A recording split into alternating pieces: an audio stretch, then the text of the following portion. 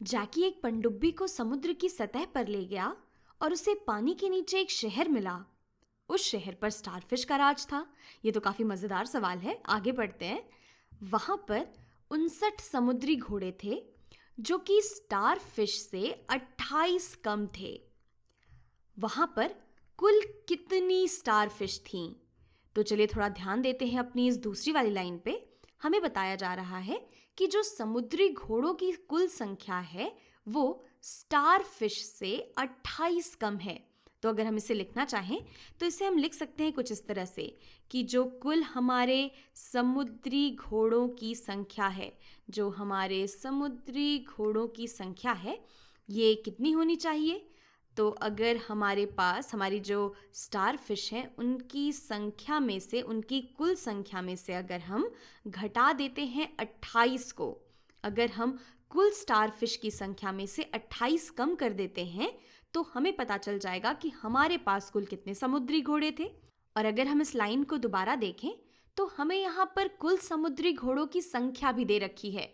यहाँ पर हमें दे रखा है कि कुल हमारे पास 59 समुद्री घोड़े थे, यानी कि हम कह सकते हैं कि 59 बराबर होगा हमारे कुल स्टारफिश की संख्या में से अगर हम घटा देते हैं 28 को, तो स्टारफिश की कुल संख्या -28 ये बराबर है हमारे कुल समुद्री घोड़ों की संख्या को। यही तो हमारी ये दूसरी वाली लाइन कहना चाह रही है कि हमारे पास 59 समुद्री घोड़े थे जो कि स्टारफिश से 28 कम थे। और इसी बात को सोचने का दूसरा तरीका है कि अगर हम अपने समुद्री घोड़ों की संख्या में, अगर हम समुद्री घोड़ों की संख्या में जोड़ देते हैं कि कितने समुद्री घोड़े हमारे कम थे स्टारफिश की तुलना में, तो हमें पता चल जाएगा कि हमारे पास कुल कितनी स्टारफिश थीं। तो 59 + 28 ये हमें दे देगा स्टारफिश की कुल संख्या को। तो जब भी हमारे पास ऐसा सवाल होता है तो हमें ये जांच लेना चाहिए कि हमें क्या दे रखा है, कि हमारे पास स्टारफिश ज़्यादा थी या फिर समुद्री घोड़े। और जब हम सवाल पढ़ते हैं तो हमें पता चलता है कि समुद्री घोड़ों की तुलना में स्टारफिश ज़्यादा थीं, इसलिए जो स्टारफिश की संख्या है वो ज़्यादा होनी चाहिए समुद्री घोड़ों से। तो समुद्री घोड़े हैं 59 और इसमें हम 28 जोड़ रहे हैं, यानी कि स्टारफिश की संख्या हमें ज़्यादा मिल रही है। तो इसे हम ऐसे पढ़ सकते हैं कि समुद्री घोड़ों की तुलना में 28 और अधिक स्टारफिश हैं हमारे पास, तो स्टारफिश की कुल संख्या 59 + 28 के बराबर हो जाएगी। तो चलिए अब आगे बढ़ते हैं और इन्हें जोड़ लेते हैं अपनी स्टारफिश की संख्या को निकालने के लिए। तो हमें जोड़ना है 59 में 28 को, और ये कितना होता है?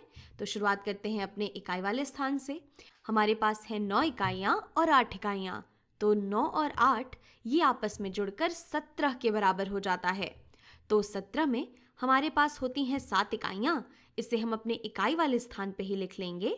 और 17 में हमारे पास जो एक दहाई है उसका हम फिर से समूह बना देंगे अपने दहाई वाले स्थान पे, उसे हम रीग्रुप कर देंगे अपने टेंस की प्लेस पर। आप इसे कभी कभी ऐसे भी कहते होंगे कि 17 का 7 हमने यहाँ लिख लिया और 1 हमने हासिल दे दिया या फिर कैरी कर दिया। इसका बस यही मतलब है कि 17 में हमारा ये जो 10 था, ये जो दहाई वाले स्थान पर 1 था, इसकी हम रीग्रुपिंग कर दे रहे हैं।